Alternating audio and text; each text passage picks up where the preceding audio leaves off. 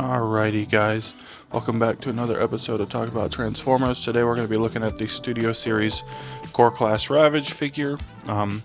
Because he's so small, it was going to be hard for me to film it in my old setup, so I decided to do something a little different. I don't know how well it's going to work out, but we'll try it out and we'll see what happens. So here he is in his alt mode, which is just him in a shape that'll fit in Soundwave basically. So I'm not really going to go over the details and stuff because it'll be we'll go over them in his true form.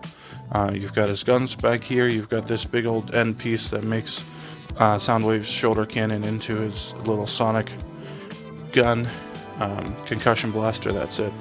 And so that's pretty much it for him. As far as him being in his alt mode goes, so we'll go ahead and get right into some size comparisons. Alrighty, so here he is with a new twist on an old face. Here he is with a different Rubik's Cube sized Rubik's Cube that I'm going to use for a little while because I want to change it up. Here it is next to the Gormagala statue. Here it is with Volkswagen Bumblebee. Here it is with the Core Class Draco Rex. And last but not least, here it is with the Optimus Prime that I like so much, my little Legends Optimus Prime.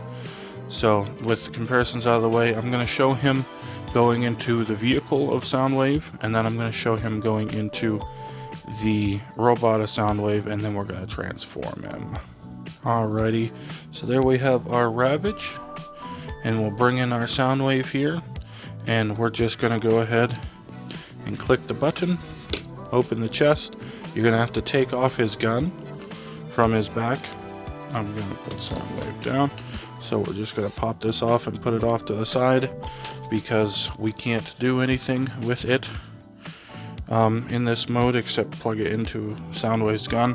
And the way I found this to fit best is to have the Decepticon symbol on the shoulder area facing it on the right side. So we're going to put it in. And we're going to close her up. There he is. Soundwave's chest and vehicle mode. And with his little gun piece, focus, take a look at it real quick. You just plug it in to the end of this gun. And there Soundwave is with Ravage along for the ride. So that's all for that. We'll get him into robot mode and show you the same thing basically. Alrighty, so here we have Soundwave in his robot mode, and I didn't even take Ravage out. I just left him in. We're going to open his chest and slide him out. It's that easy. So yeah, we'll just go ahead and pop him back in there and close this. I found it's easiest if you push the button down and close the door. It's my own personal take on it, but that's about that. So we'll go ahead and get him out of here and get ready for transformation. Okie dokie, transformation time. The first thing I am going to do is take his guns off the back ports here. Focus, it's very small. And we're going to take them from this port and plug them into the leg ports. Same thing on the other side.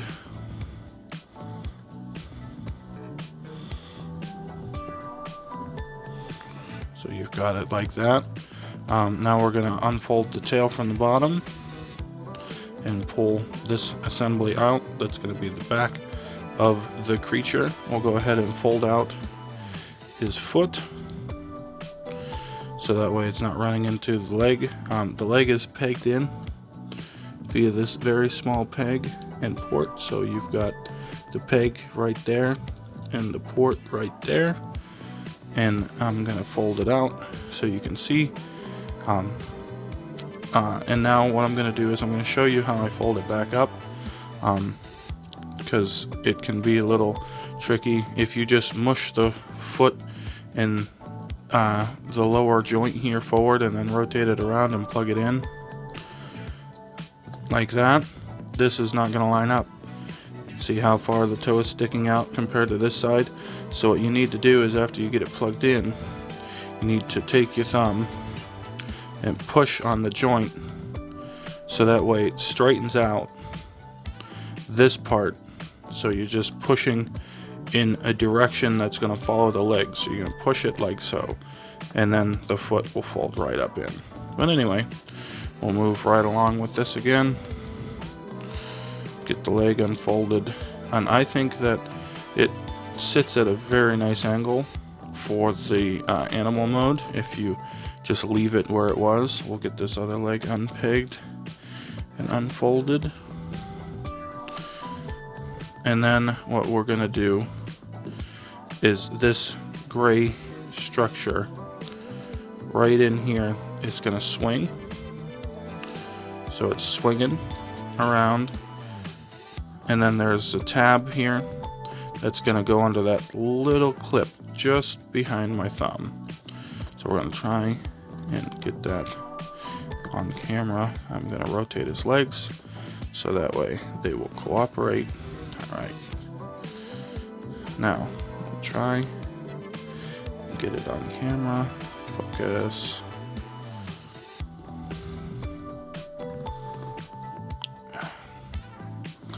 All right, so we've got it resting right up against the clip there. We're gonna snap it in, and now it's all past the clip up in the body, and that's what you want. And then you can do what you will with the legs.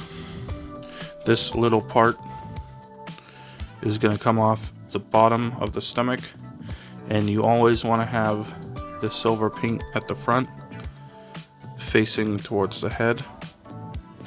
So whether it's on his stomach or where we're going to relocate it to, which is the tab on the back the gun was plugged into in the original configuration, you want the silver stripe and painted detail to face towards the head of the body, not the tail. We'll go ahead and unplug the front legs. They are also on a small tab and port. The difference being that the tab is on the body and the port is on the leg instead of the other way around like the back legs, so you don't get confused as to what's tabbing into what. At least that's how I'm gonna think about it, like they were actually smart for once. So we got his legs done. You can then unthoop the head, because it does thoop into place, and fold it out to whatever angle you want it to be out at. And then if you had the gun, which I just left on Soundwave, you would just plug it into the port on the bottom and he'd have this ridiculous cannon hanging off his stomach and it would look terrible, so we're not going to do that. We're just going to say he's transformed. Go ahead, take a look at the details. You've got red paint on the face as well as some silvery paint. Yellow eyes, more red and silver down the side of the face. Nothing on the lower jaw. The body is pretty much mostly gray plastics. You got this sparkly gunmetal with this duller, like Games Workshop gray. You've got the silver paint I pointed out on here earlier. You've got a silver sprue. Red and white paint on the shoulder with little itty bitty Decepticon logos. They look really good, but nothing else is painted down the leg. On the back, you've got more white paint with a little red stripe. And again, after the thigh, nothing is painted. More of that gray plastic contrasting. Same thing on the other side. The whole back and the whole belly, which is unpainted, but lots of nice details on him. Posability, you can open and close his little jaw here, and you can move his head up and down, pretty far down. It'll go all the way into his stomach, but we're not going to do that. As for his forelimbs, they are on a small ball joint, think Titan Master level of arm articulation, with the ball joint in the shoulder just a little bit out, and then it pretty much just acts like a rotation.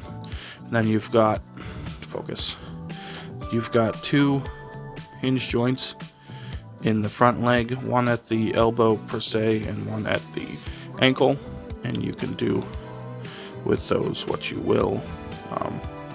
Being that it's a front leg, it's kind of molded to show you that it should be angled like that. As far as the back leg goes, you can swivel the guns around if you want to. I just kind of line them up with this slot for where the ball peg is plugged in. Same thing on the back leg with the ball peg. You've got roughly Titan's return levels of in and out, and you've got rotation back and forward that we use for transformation. You have 2 pins in the leg itself and then the one joint at the bottom, so you can rotate them around. I usually just leave this stationary where it was in the cube form and rotate the knee because I like the way that looks, and then the feet rotate as well, but that is not part of the transformation, so the ankle looks a little less awkward than the front of the leg because the joint is not at the base of the foot, it's a little higher up, and that looks slightly weird to me.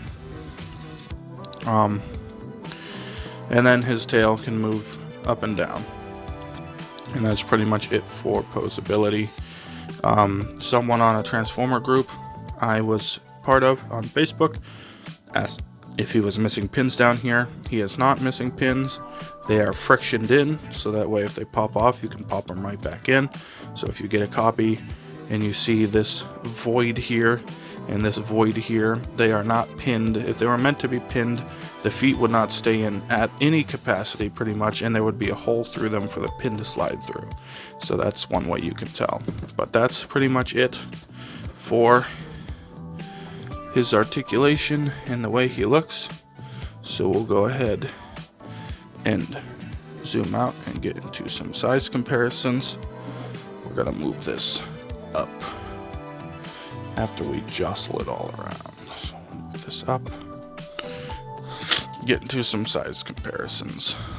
I want the camera to focus on you, Ravage. Alrighty, and there you have him with the Rubik's Cube again, with the Gore Magala statue again. There he is next to Volkswagen Bumblebee. There he is with Soundwave, who's basically the same size. He is with the Core Class Vertebrake. There you have him with Prime Jr. And there he is with MP44's shins, which is pretty much the only shot I'm gonna get of him with MP44. I mean, if I really tried and I pushed this way up and then I moved this little stand back and then a little lower, there he is with MP44.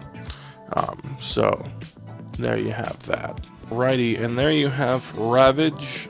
He is actually a pretty cool little figure. Sure, the alt mode is a box, but that's kind of what it has to be to fit inside the Soundwave. It's just a Cybertronian thing, so he's not trying to disguise himself. It's just compact mode, so that way he can fit inside Soundwave's chest, which makes sense to me. Some people are probably going to be upset by it. I am not included in that group of people. If you are not happy that he didn't turn into something more substantial, go ahead and put it in the comments. If you think that what they've done makes sense, go ahead and put that in the comments too. Go ahead and like the video if you want to give it a like, and give me a subscribe while you're at it. If you like my content, go ahead and ring the bell so you know when the content is released, and look up my playlist in the description below, because he is going to be on one of them, and you can watch other videos I've done. Go ahead and take a look at my social media accounts. I basically just am using Instagram and Twitter to post when I'm going to have videos up, so that's basically all they're going to be for. And then that's pretty much all I have to say about this guy. My new setup is basically I put them on a box, so that way I got interrupted by tea and hash browns, so I literally don't remember what I was talking about, but it probably had something to do with the setup I'm using. I decided to switch back to my old phone holder because I have to use my flash now because the ring light broke. And in order to get a good shot, I have to put the figures on this lovely premium surface that's an upside down cardboard box. But it doesn't have a split in the middle. It's pretty solid across the thing. It held up a couple figures at once. It's got a little spring, but that's fine. And so we're just going to use it for now. Unless I can get a better surface or a new holder for my phone. So that's what's up with that. And without anything else to say, I'm pretty sure that's it. I'll see you guys in the next review, which after this I want to say is going to be Sound Blaster. I also just realized I didn't compare this to the cassette for Ravage from the War for Cybertron Netflix Soundwave that I have. So in the review of Blaster, I'm gonna have that Ravage to show the tapes off, and I'll put that Ravage next to this Ravage, and that'll fix that problem. So go ahead and look forward to that comparison in an upcoming review, and I'll see you next time.